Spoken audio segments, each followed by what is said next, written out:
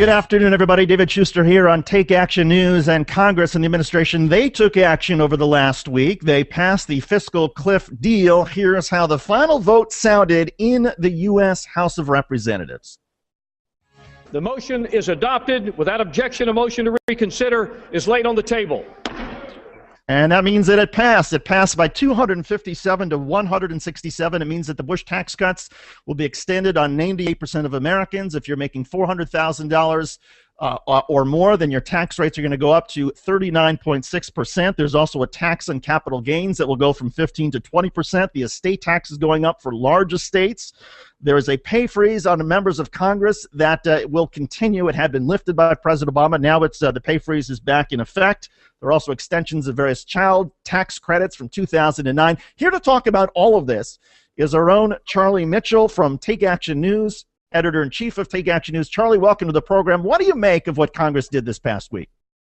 Well, it's great to be with you, David, and it's great that the 112th Congress has finally expired and we can move on with our lives here.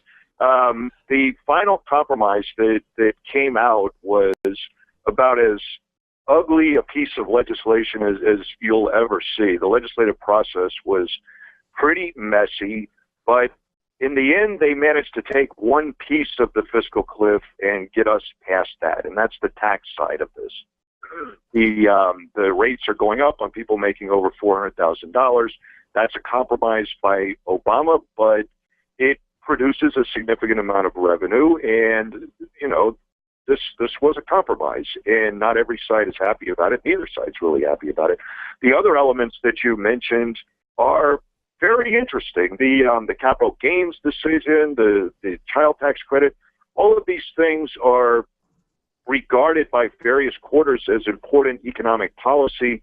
The two sides couldn't even get near agreement on these issues for the last 2 years, and now they managed to come up with something approximating a middle ground on those issues. So we can take the tax side of this off the table for the moment. It's going to come back. And now you have to look at the so-called sequestration side of this equation. And those are the automatic spending cuts, which amount to over $1 trillion over 10 years that were scheduled to go into effect on January 1st. That didn't happen. They, as part of their final year-end deal, they agreed to postpone this for another 2 months. So now those cuts are kind of once again looming out in the near distance. And that amounts to about, for the current fiscal year, it would be about $50 billion coming out of the defense budget and about $50 billion coming out of domestic programs, including health programs and air traffic control and highway programs and just about everything that the government does. So we have that hurdle to get over. And the big question that policymakers here in D.C. are trying to get their heads around is whether the looming threat of these budget cuts can lead to, once again, some kind of grand bargain for, a negotiated spending cut plan. And, David, as you know, the third element hanging out there is the debt limit. The federal borrowing limit has already been exceeded. I believe it's $16.4 trillion. That's what the government is allowed to borrow.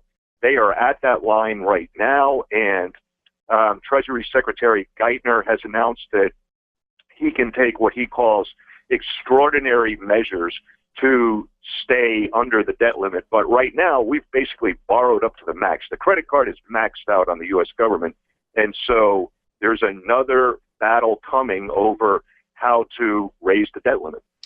Charlie, there seemed to be such a relief among some Republicans that this tax issue is essentially now off the table. In fact, here's House Republican Ed Royce from the House floor talking about his own sort of personal sense that, okay, we've dealt with the tax issue now. It's time to move on to some of what he describes as the larger issues. Listen. So tax relief has been achieved. Now is the time for the president to work with Congress to address government overspending, the underlying problem. Charlie, as far as the that sort of perspective of Republicans, that it's government spending that is the underlying problem, it seems to be contradicted a little bit by economists who say that no, it's actually sort of the recession and rising healthcare costs that are sort of the more immediate drag. But putting aside that argument, how does the president essentially satisfy Republicans who want government spending to be cut? Does he go back to some of the proposals he initially floated during this past round of negotiations, such as making cuts to entitlement programs? Well, they being the White House, have offered to do that. They've offered to enter into negotiations and really entertain serious cuts. The White House has already identified anywhere from $300 to $400 billion in savings that can be wrung out of the healthcare system without going in and doing dramatic changes to either Medicare or Medicaid. Now, the Republicans on the other side see an opportunity here in this debt reduction environment to make major programmatic changes to Medicare and Medicaid. They're not particularly satisfied with just the dollar figure that Obama is throwing out there for savings.